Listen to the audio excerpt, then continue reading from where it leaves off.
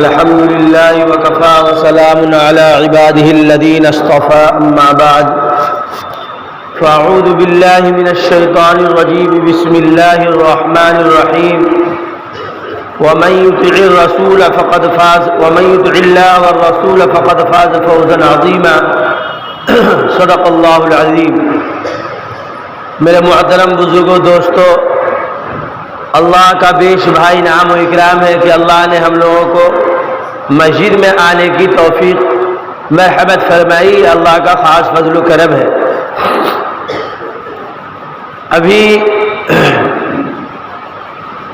جو سیزن چل رہا ہے وہ شادی بیاہ کا بھی اور حج کا بھی ہے، تو انشاءاللہ حج کے اوپر جو ہے اللہ نے موقع دیا تو آگے ہفتہ بات ہوگی۔ آج ہم چاہ رہے ہیں کہ کچھ شادی بیاہ کے عنوان سے کچھ بات آ جائے۔ اللہ کے رسول صلی اللہ علیہ وسلم نے ارشاد فرمایا، تنکح المرأة لأربع لمالها ولحسبها ولجمالها ولدینها فاظفر بذات الدین تربت یداک او کما قال علیہ الصلاۃ والسلام۔ شادی کن بنیاد پر کرنی چاہیے اس کو آقا تاجدار محمد عربی صلی اللہ علیہ وسلم نے اس حدیث میں ارشاد فرمایا۔ کہا کہ آدمی کچھ وجوہات کی وجہ سے شادی کرتا ہے۔ بعض دفعہ آدمی مالداری کی بنیاد پر شادی کرتا ہے کہ لڑکا بہت مالدار ہے، یہ لڑکی کے گھر والے بہت مالدار ہیں، یہاں رشتہ بھیجنا چاہیے، کرنا چاہیے۔ بعض دفعہ آدمی یہ دیکھتا ہے کہ اگر اس کو ایک بھی بیٹا نہیں ہے تو وہاں کریں گے اور سمپتی ملے گی۔ طرح طرح کے آدمی سوچے ہوتی ہیں کہ خوب مال ہو جائے گا۔ کہہ رہے ہیں کہ ولی حسب ہی ہے، بعض دفعہ آدمی حسب نسب کو دیکھتا ہے، فلانے خاندان کا ہے، بہت اچھے خاندان کا ہے، اچھے گھر گھرانے سے تعلق رکھتا ہے، اس کی وجہ سے آدمی شادی کرتا ہے۔ ولی جمالہا، بعض دفعہ آدمی خوبصورتی کی وجہ سے شادی کرتا ہے، بھائی اس گاؤں میں اس کی ایسی کوئی خوبصورتی نہیں ہے، بہت اچھی بچی ہے، اس کی وجہ سے شادی کرتا ہے۔ کہہ رہے ہیں کہ یہ تین وجہ تو کوئی بہت بڑی وجہ نہیں ہے۔ ولی دین یہ کہہ رہے ہیں اگر دین کی بنیاد پر شادی بیاہ کرتا ہے تو بہت محبوب اور مقبول ہے۔ آپ دیکھ لیجئے حضور سرور کائنات صلی اللہ علیہ وسلم پہاڑ کی طرف کالی کہہ دیا کہ اگر ہم اشارہ کر دیں گے تو یہ سونا ہو جائے گا، تو سونا بن گیا۔ حضور اپنے لخت جگر، نور نظر اور اپنی چہیتی بیٹی کی شادی حضرت علی رضی اللہ تعالی عنہ سے کرتے ہیں۔ حضرت علی فقرائے کے ٹولیوں میں ان کا نام تھا۔ انصاری صحابہ نے ان کو اپنا مکان دیا، جب شادی لگی تو انصاری صحابہ نے اپنا گھر دیا اور اپنے بیوی کے سامان کے لیے، ضرورت کے سامان کے لیے اپنا زیرہ جو ہے حضرت عثمان ذی النورین رضی اللہ تعالیٰ عنہ کے ہاتھ سے حضور نے بچوایا اور اس سے سامان خریدوا کر کے حضرت فاطمہ کو دلوایا گیا۔ آج ہم میں کا ہر کوئی یہ چاہتا ہے کہ ہم کتنے بڑے میں کریں، مگر کسی کے دل میں یہ داعیہ نہیں ہوتا ہے کہ اس کو کتنا کلمہ یاد ہے، کتنے دعا یاد ہیں، کتنے درود یاد ہیں، اور جو ہے سنت، کپڑا پہننا کیسے سنت ہے، شلوار پہننا کیسے سنت ہے، کھانا کیسے۔ ہمارا جو نسبت ہے یہ نسبت محمدی صلی اللہ علیہ وسلم سے ہمارا تعلق ہے، اور ہماری جو نسبت جڑی ہوئی ہے وہ آقا تاجدار محمد عربی صلی اللہ علیہ وسلم سے جڑی ہوئی ہے۔ اس کی طرف بھی ہم کو توجہ دینے کی ضرورت ہے۔ نسبت سے آدمی بہت بڑا آدمی بن جاتا ہے، کیا بن جاتا ہے؟ مگر صحیح بات یہ ہے کہ ہم لوگ اپنے آپ کو نہیں پہچان رہے تو نسبت کو کہاں سے پہچانیں گے؟ جو آدمی اپنے آپ کو پہچانے گا تو وہ ایک ایک نسبت کو پہچاننا چالو کر دے گا۔ اب دیکھ لیجئے اصحاب کہف کا کتا، ان کے ساتھ نسبت لگ جانے کی وجہ سے اس کتا کو شرف قبولیت سے نوازا گیا، وہ جنت میں بھی جائے گا۔ معلوم ہے نہیں موٹی بات؟ حضرت جنید بغدادی رحمت اللہ علیہ بس ایسی جنید تھے، بادشاہ کے وہ پہلوان تھے، اکھاڑا لڑا کرتے تھے، اور جو ہے ان سے کوئی جیت پاتا نہیں تھا۔ واقعہ یوں ہوا،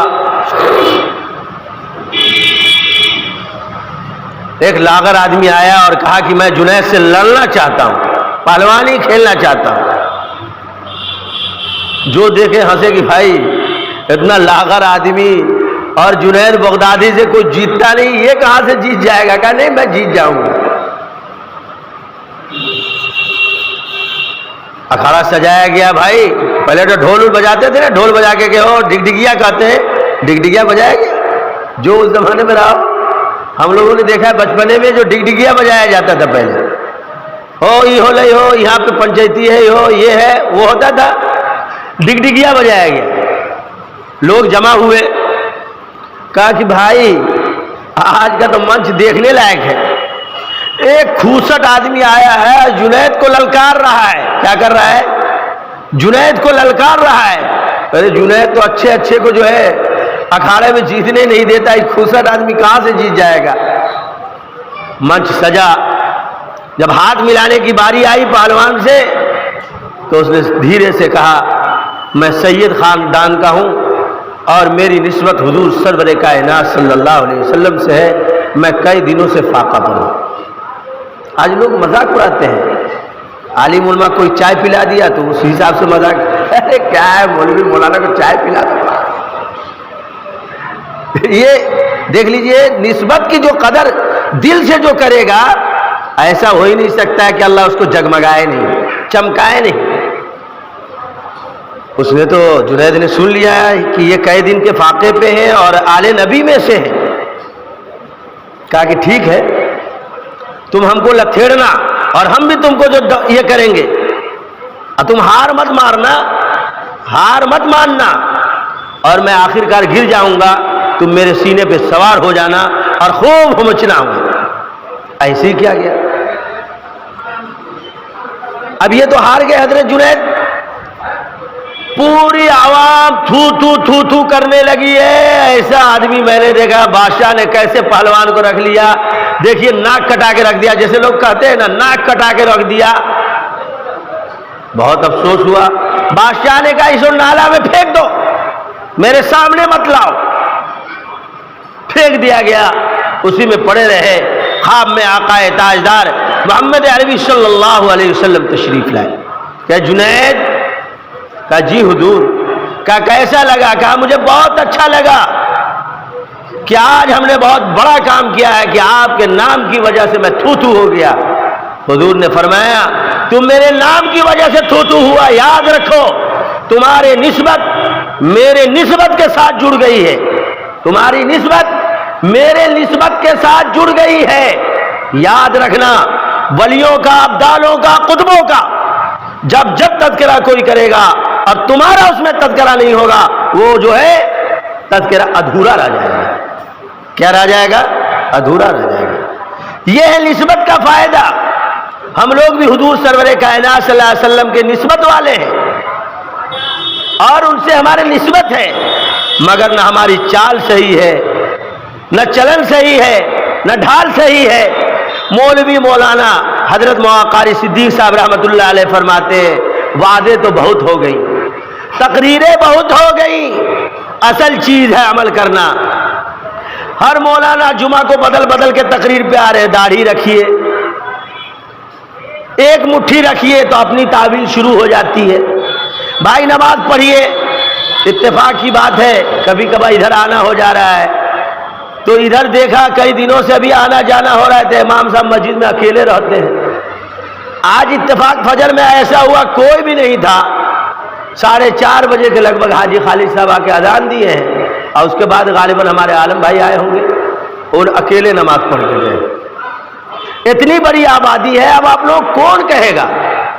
جو کہے گا اس کو آپ سجیے گا ہمارا معاند ہے۔ آپ کی مسجد آپ کے لیے کیا دعائیں کر رہی ہوں گی؟ میرے بھائی مال صرف کھپیا لینا، کما لینا یہ کمال نہیں ہے، دین کو بچا لینا یہ کمال ہے۔ صبح میں دیکھتا ہوں ایک دم افسوس ہو رہا تھا، اور حاجی ساجی صاحب بھی دیکھا کئی دن ہیں، چھوٹے بھائی بھی، آج لگ رہا ہے کہ اکثر کو نیند لگ گئی ہوگی۔ مگر اس کا خیال رکھنا چاہیے مسجد ہماری آباد رہے. جو بھی مسجد ویران ہوئی ہے غیروں نے اس کو جو ہے یہ کیا ہے. آج لوگ مسجد کے لیے کوئی اگر اس کو چھینتا ہے تو کہتا ہے وہ کیا ہو گیا. بھائی اپنے اعمال کو دیکھو کہ ہمارا اعمال کیسا ہے. جب مسجد خالی ہوگی تو یقینی بات ہے مسجدیں بد دعائیں کریں گی ہمارے لیے. تو ہمارا نسبت جو ہے ہماری نسبت حضور سرور کائنات صلی اللہ علیہ وسلم سے جڑی ہوئی ہے. اس کا خیال رکھنا ہے. شادی بیاہ میں آج لوگ نت نئے طریقے سے پیسہ اینٹھنا شروع کر دیے. کیا کر دیے؟ ایک دم نیا اسپیشل طریقے سے مانگنے والا ہے. میں کرما میں اس دن تھا تو ایک ہمارے جاننے والے نے کہا بوا ہو. ہم کہے آئے کہ کوئی لڑکا ہو یا تو بتائیے. ہم کہے کتنا مانگو ہو تو؟ ایک گاڑی دے دی تو ہو جی. ہم کہے کوئی اسپیشل طریقہ بتائیے. ایک دم بہترین طریقہ آپ کو بتاتے ہیں پیسہ ملنے کا. کیا ہم کہے دو جھولا چھلوائیے, ایک رومال لیجیے, گھر گھر مانگنا چالو کیجیے. اس سے تو بڑھیا جو سود بیاج کا کر کر کے پیسہ لا کر کے آپ کو دے, اور حرام کا کمائی جو آپ ٹھوسیے. حرام کی کمائی ایسی ہے جیسے پخانا کھانا. اس سے تو بڑھیا ہے کہ آپ کو ضرورت پڑ کے بھیک مانگ کر کے کھائیے. یہ افسوس کا مقام ہے. اس کے علاوہ بہت جگہ سننے میں یہ ملا بیچارے بچی والے سود پر پیسہ لے کر کے دعوت کر رہے ہیں, بیاج پر پیسہ لے کر کے دعوت کر رہے ہیں. اس کے باوجود بھی یہ جو باراتی لوگ ہیں جو ہندوانہ نام ہے, یہ لوگ آتے ہیں کھاتے ہیں اور جو کہتے ہیں چاول کچا تھا, گوشت کچا تھا. افسوس ہونا چاہیے, سوچنا چاہیے کہ لڑکی والوں نے کہاں کہاں سے نظم کیا ہوگا, کیسے کیسے جو سینے کو جلایا ہوگا, کہاں کہاں در در کے ٹھوکرے کھایا ہوگا. مانگنے کا طریقہ اسپیشل کہ بھائی ہم اپنے لڑکا کی شادی کریں گے مگر ابھی نہیں کریں گے. کیا کہے, ایک آدمی تو 4 چکا گاڑی دے رہا تھا مگر ابھی طبیعت نہیں ہو رہی. وہ لائن آپ کو مار رہا ہے, ہری جھنڈی دکھلا رہا ہے کہ 4 چکا دے میں تو بیاہ کر وہ نہ کرو. سوچئے اتنا کما رہے ہیں, 2 ہی روپیہ کما رہے ہیں. آقا تاجدار محمد عربی صلی اللہ علیہ وسلم نے ارشاد فرمایا سب سے بہتر نکاح, سب سے بہتر شادی کون ہے؟ کہا مسجدوں میں جو شادی ہے. کہا ہے حضور نے فرمایا مسجد میں شادی کرنے کے لیے. اور ہماری اہلوائسیت اتنی بڑھ گئی ہے 1.5 لاکھ کا 50 ہزار کا فخریہ پنڈال جو ہے اس کو سجواتے ہیں. قرآن نے کہا دیا ان المبذرین کانوا اخوان الشیاطین. کیا کہہ دیا؟ ان المبذرین کانوا اخوان. ارے ایک بھی صحابہ کی نظیر ملتی ہے ایسی پنڈال سجانے کی؟ کیا عثمان ذی النورین کے پاس پیسے نہیں تھے؟ ارے 100 اونٹوں کو اللہ کے راہ میں مال لدا ہوا جو ہے انہوں نے تحفہ میں دیا, لے جائیے اللہ کے راستے میں خرچ کیجیے. مگر ان لوگوں کے واقعات, ایک بھی واقعات ایسے ہیں, تابعین کے ایک بھی واقعات ہیں, تبع تابعین کے. مگر کیا کہے, افسوس کا مقام ہے. یہ تو فتنے کا دور چل رہا ہے. فخر, ریا, عجب, تکبر ہر آدمی کے اندر بھرا پڑا ہوا ہے. ہر آدمی چاہ رہا ہے میری کالر اور میرا کرتا کا کرش ٹوٹے نہیں. جتنا پیسہ جہاں سے جیسا لگ جائے, اس کا پنڈال اگر 1 لاکھ کا لگائے تو ہم 2 لاکھ کا لگائیں گے تاکہ لوگ کہیں کہ اس کے پاس کتنا پیسہ ہے. کسی غریب کی بچی کی شادی کا مسئلہ آ جائے, کسی یتیم کا مسئلہ آ جائے, کسی بیوہ کا مسئلہ آ جائے, کسی مسکین کا مسئلہ آ جائے, کوئی آپ سے چندہ کرنے کے لیے چلا جائے تو جیسے لگتا ہے اللہ اکبر. افسوس کا مقام, اللہ پیسہ ویسا تو نہ رہ لے, تو آ گئی تو 50 روپیہ اللہ. اس وقت سوچئے کہ آپ کا وہ پیسہ کہاں سے آیا تھا جو اتنا پیسہ آپ نے اس میں خرچ کرنے میں آپ کو دریغ نہیں ہوا. ارے جائز مال کماتے ہو بھائیو تو جائز جگہ پہ خرچہ کرو. اللہ نے قرآن فرمایا ان المبذرین کانوا اخوان الشیاطین. فضول خرچی کرنے والا یہ شیطان کا بھائی ہے. کھانے پہ اچھا خرچہ کیجئے. اللہ نے قرآن فرمایا یا ایھا الذین آمنوا کلوا من طیبات ما رزقناکم واشکروا للہ ان کنتم ایاہ تعبدون. اے ایمان والو پاک مال کھماؤ اور خوب کھاؤ. کل ہمارے شیخ محترم حضرت محمد عبدالرشید صاحب المدائری شیخ الحدیث بیت العلوم سرائمین اعظم گڑھ یو پی میں کھانا کھا رہا تھا. حضرت کا اسی درمیان فون آ گیا, کہا کھانا کھانے کے بعد بات کرو. کھانا کھانے کے بعد فون کیا, کہا کتنا کھاتے ہو؟ میں ہنسنے لگا تو حضرت نے فرمایا کہ بھائی دیکھو جائز نعمت کا حریص ہونا چاہیے آدمی. کیا ہونا چاہیے؟ جائز جو پاک نعمت ہے وہ اس کا آدمی کو حریص ہونا چاہیے کہ اللہ کی نعمتیں خوب کھائے اور خوب اللہ کا شکریہ کرے، خوب عبادت کرے۔ مگر آج دیکھ لیجئے شادی بیاہ میں جو ہے اتنے، اور بعض دفعہ ہم لوگ تو اسی گاؤں سماج میں رہتے ہیں، گئے ارے سکت نہیں ہے، اور گاڑی جو چاہتے ہو کہ 25 گاڑی ہم لے جائیں، کہہ گاڑی لے جائیں، 25 گاڑی نہ ہو ہم شادی وقت تک نہ کرو جب تک 25 گاڑی لے کے ہی بات۔ لڑکی والا سوچا اب کیا کریں گے، مجبور ہیں، نہیں انکار کر دیں گے تو رشتہ جلدی نہیں ملتا، چلو کر لیتے ہیں۔ ابھی اس کا ظالمانہ دیکھ لیجئے، تو ظالم ہے، وہ بیچارہ مظلوم ہے، اب یہ ظالم کہہ رہا ہے اس 25 گاڑی کا بھاڑا آپ کو دینا ہے۔ توبہ توبہ توبہ، یہ افسوس کا مقام ہے یار، اتنے گئے گزرے ہو گئے، ارے 5 آدمی کے ساتھ جاؤ، مسجد میں نکاح کر کے لاؤ۔ اللہ کے رسول صلی اللہ علیہ وسلم نے ارشاد فرمایا الا عدم النکاح برکہ وعشرها مؤونہ، کہہ رہے نکاح سب سے برکت والا وہ ہے جس میں کم خرچ ہو۔ اور کیا ہونا چاہیے؟ زنا کو مشکل بنانا چاہیے، نکاح کو آسان بنانا چاہیے، تاکہ ہمارا ماحول اور معاشرہ کیا ہوتا چلا جائے، پاک ہوتا چلا جائے۔ ہم نے کیا کر دیا؟ الٹے ہی چال چلتے ہیں، دیوانگان عشق، آنکھ بند کرتے ہیں دیدار کے لیے، زنا کو آسان بنا دیا اور نکاح کو مشکل بنا دیا۔ کیا بنا دیا؟ نکاح کو مشکل بنا دیا۔ تو آقا تاجدار محمد عربی صلی اللہ علیہ وسلم نے ارشاد فرمایا دین کی بنیاد پر شادی کرنی چاہیے۔ کس کی بنیاد پر؟ کہہ رہے ہیں کہ اگر کسی کو تینوں چیزیں مل گئی، مال بھی، حسب نسب بھی، جمال بھی اور دین بھی، تو کہہ رہے فاظفر بذات الدین تربت یداک، تب تو سمجھو اس کا ہاتھ گھی میں۔ کیا ہے؟ کل ایک جگہ جانا ہوا اور بہت بڑے لوگ ہیں، تو میں کہا کہ بھائی کئے بچی ہے آپ کو؟ کہا ایک ہی بچی ہے الحمدللہ۔ کئے سال کی ہوگی؟ 7-8 سال کی ہے۔ میں کہا ادھر آؤ بیٹا، کلمہ یاد ہے؟ کچھ نہیں۔ کس نے پیدا کیا تھا؟ کہا ابو امی نے۔ ہم کہے کون کلاس میں پڑھتی ہے؟ کہا تیسرا کلاس میں۔ ہم کہے باپ رے باپ، تیسرا کلاس میں ہے، اس کو یہ پتہ نہیں ہے کہ ہم کو کس نے پیدا کیا ہے، اس کو یہ پتہ نہیں ہے کہ ہم کس کی امت میں ہیں، اس کو یہ پتہ نہیں ہے کہ کلمہ کیا چیز ہے۔ آج جو فتنہ ارتداد پھیل رہا ہے یہ ایسی ہی نہ پھیلے گا۔ ارے پھرتے، ارے عورت کا کام کیا ہے؟ چاہے میٹرک پڑھا لیجئے یا انٹر بنا لیجئے یا ڈاکٹر بنا لیجئے، اس کا کام یہ ہونا چاہیے دین شریعت کو جانے، شوہر کو خوش کرنے کا طریقہ جانے۔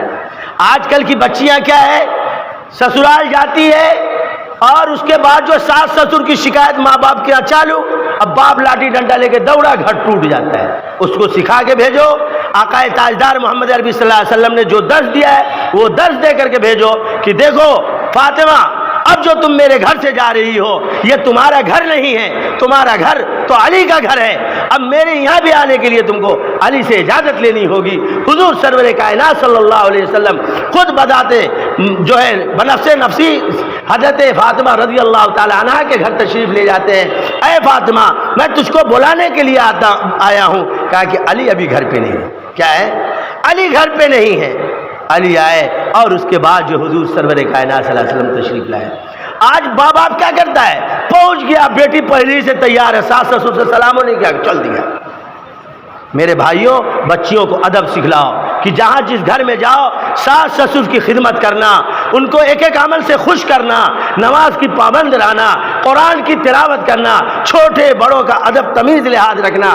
میں کہتا ہوں اگر یہی چیز سکھلا دیا جائے تو میں کہتا ہوں گھر جو ہے جنت کے ماحول میں ڈھل جائے گا۔ بہرحال بات بہت ساری ہے، تو شادی بیاہ کو جو ہے آپ آسان بنائیے۔ کیا بنائیے؟ یہ پنڈال، یہ کرسیاں، یہ نام و نمود، یہ شہرت، یہ سب کچھ یہی رہ جائے گی۔ قذاق اجل کا رستے میں جب بالا مار گرائے ہے، کہہ رہے ایک بدیا شتر، یہ کوئی کام نہ آئے ہے، کہہ رہے کوئی کام نہیں آئے گا۔ جب جو ہے قذاق اجل کا، جب موت کا فرشتہ آ پکڑے گا تو بس سارا نام یہی کا یہی رہ جائے گا، وہاں تو اعمال کا سکہ چلے گا۔ آپ کا اعمال اگر جو ہے قال اللہ اور قال الرسول کی تعلیم میں گزرا، نقش قدم نبی کے ہیں جنت کے راستے، اللہ سے ملاتے سنت کے راستے، اس پہ گزرا تو اب تو وہاں سدا بہار خوش ہیں، جو قرآن نے کہا ہے کل من علیہا فان ویبقى وجہ ربک ذو الجلال والاکرام۔ تمام نام، حب مال، حب شہرت، سب چیزیں یہی رہ جائیں گی۔ کوئی مولوی ہو جائے، کوئی مفتی ہو جائے، کوئی کچھ بھی ہو جائے، اگر اس کے اندر تقوی ہوگا، اللہ کا ڈر خوف ہوگا اور اپنے اعمال کو صحیح کر کے گیا ہوگا، وہی قابل قبول ہوگا، اور جس کے اعمال صحیح نہیں ہوں گے وہ قابل قبول نہیں ہوگا۔ اللہ تبارک و تعالی ہم سب کو کہنے سننے زیادہ عمل صالح کی توفیق سے نوازے۔ وآخر الدعوانا الحمدللہ رب العالمین۔ جزا اللہ عنا محمدا ما والو صلی اللہ علیہ وسلم۔